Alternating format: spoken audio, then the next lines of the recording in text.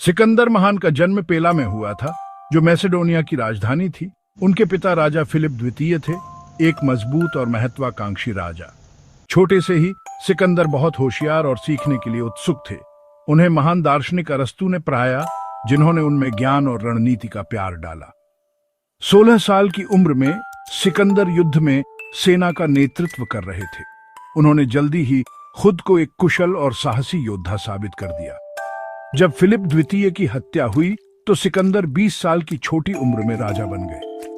उन्हें एक शक्तिशाली राज्य, एक अच्छी तरह से प्रशिक्षित सेना और फारसी साम्राज्य को जीतने की तीव्र इच्छा मिली। सिकंदर का पहला निशाना फारसी साम्राज्य था, जिस पर दारा तृतीय का शासन था। फारसी एक शक्तिशाली दुश्मन थे, लेकिन सिकंदर को अपनी क्षमताओं और अपनी सेना की ताकत पर भरोसा था। उन्होंने ग्रेनिकस नदी की लड़ाई में अपनी सेनाओं को जीत दिलाई, एक शानदार सफलता जिसने एक बड़ी ताकत के रूप में उनके आगमन की घोषणा की। एक के बाद एक शहर सिकंदर के आगे गिरते गए, सरदीस, इफिसुस, मिलेटस।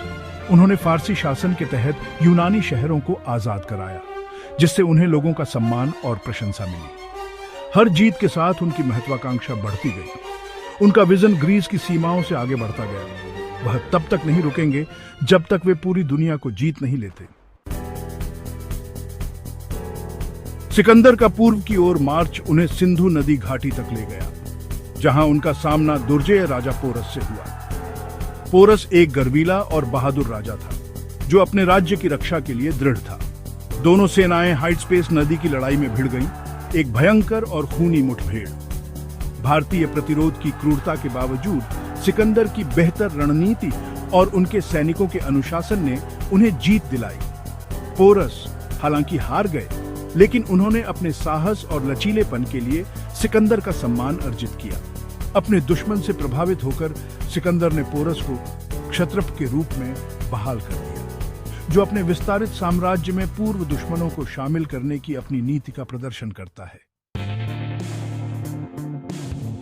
सिकंदर की विजयों ने उन्हें पूर्व में भारत तक पहुंचाया, जिससे एक ऐसा साम्राज्य बना जो ग्रीस से सिंधु नदी तक फैला था। हालांकि उनके निरंतर अभियानों ने उन्हें बहुत प्रभावित किया। थकावट और बीमारी से कमजोर सिकंदर महान का 32 साल की छोटी उम्र में बेबीलोन में निधन हो गया। हालांकि उनका शासनकाल छोटा था, लेकिन इतिहास पर सिकंदर का प्रभाव गहरा था। उन्होंने अपने विशाल साम्राज्य में ग्रीक संस्कृति फैलाई, जिससे हेलेनिस्टिक युग की शुरुआत हुई।